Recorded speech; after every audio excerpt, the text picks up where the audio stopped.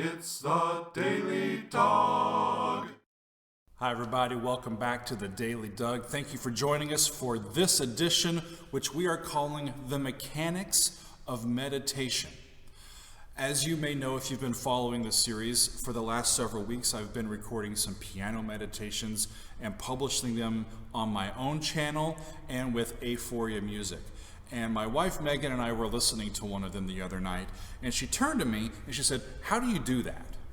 And the teacher in me just started in on this long lecture about how I do what I do when I'm doing these. And she said, "Well, not so long, but that would be a really nice Daily Doug."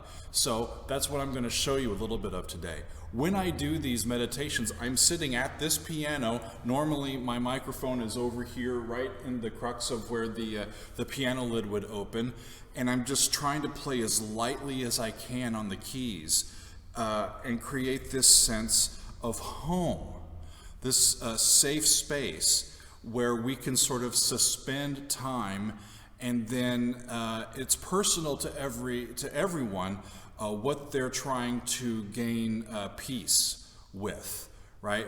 You might be just wanting to escape the stresses of the day. You might be trying to be mindful or be spiritual or just relax your heart rate. You might be getting ready for bed. You might be starting your day to get off on the right sort of mental note for the day. And you know, there are pieces of music for every situation. You know, we can get amped up when we're going to play a game or go to a sports event, and then there's music like this that's specifically designed to sort of suspend time and give us space to sort of be and let the mind sort of relax into this music and go from there. If you listen to my meditations, I like to use chord progressions that have tonic or this home bass in whatever key that we're using that's in every chord or in most chords, because that gives us a sense of home. If you've ever heard church hymns and you've heard the Amen cadence, let's pick F. Let's pick F. If we come to F, and then we do Amen. That home bass is in both of those chords, right? And so there's movement with the roots of the chords, but the home bass note is in both of those. We call that in music, we call that a plagal cadence. And it's sort of a home cadence, right? If we extend that, there's a lot of rock and roll music that does flat 7 to 4 to 1, right? That's why Hey Jude works, and you can play it forever, because this note is in all of those chords, right? So what I like to do is to pick chords that have whatever key that I'm in has those chords in common. And you'll notice, if you listen to these, I'll pick 7th chords and 9th chords and do some extended chords. But if I'm in F and I'm just playing along, this is an F major 9 chord to a B flat major 7th chord, right? And just pick a lazy little tempo that's consistent. And just allow us the space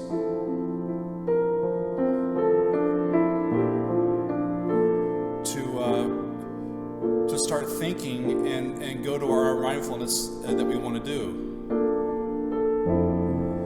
The rock band U2 does 1 chords and 4 chords all the time in their music. One of my favorite pieces of theirs is called Bad. It's from the 80s. And they go for like a good 3 or 4 minutes just playing 2 chords.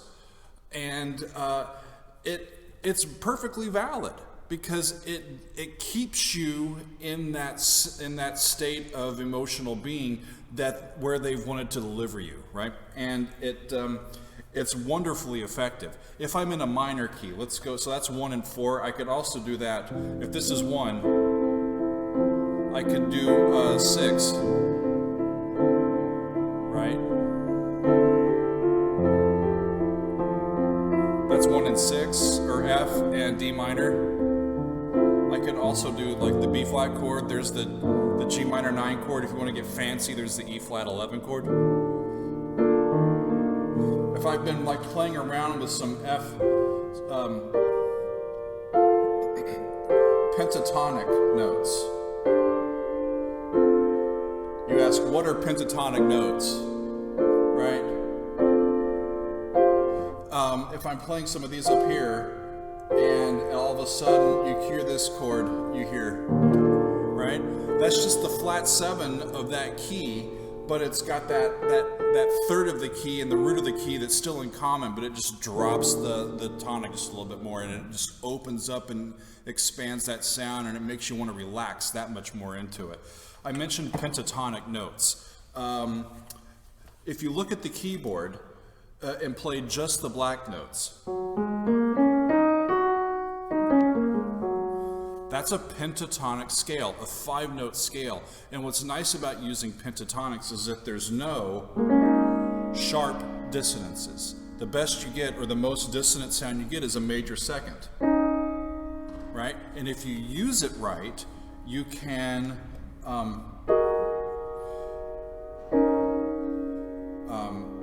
just allow this sound to waft and allow us some space, right?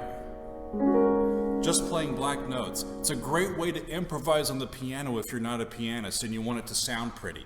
I guarantee you, you could hit just black notes and it'll sound great.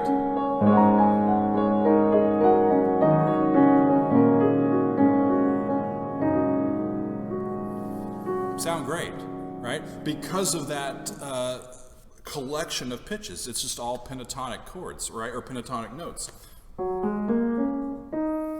And that works just fine. Indigenous civilizations, Native Americans, different civilizations from around the world, this is the most popular scale formation that exists because it just lifts us up because of the mathematics embedded in it. And I'm not going to go into all of that, but it's a wonderful set of pitches to use. So when I'm at the piano and I'm doing these meditations, I'm thinking of these different ways that I can suspend time, and it's these basic chord progressions and just keeping the tempo consistent and giving us some high sounds, occasionally some low sounds, occasionally there's some arpeggios, and they're almost like each of these different sounds are almost like different words that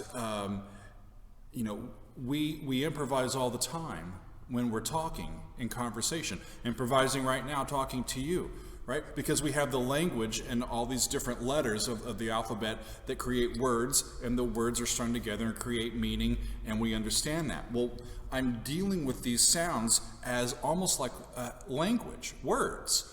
And if I wanted, let's go back to F, right? If I wanted to do this is an F major 7 chord, right? If I wanted to leave you with something that's aspirational, hopeful, on a journey and not quite there, I would give you the leading tone, the 7th of that chord, as the very highest thing you hear.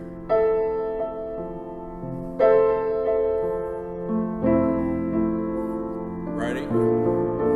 And when I go to the B chord, B flat chord, that major 7th is the highest note you hear.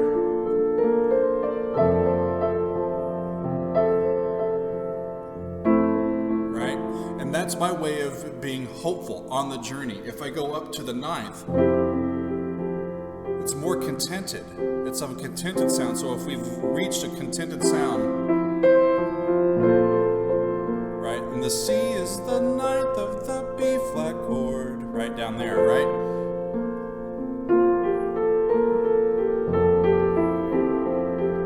So this is a G, and it's the 9th of an F chord, right? So that's one of the more sort of contented place. If I use the fifth, it's sort of the top of the mountain. We've reached the pinnacle.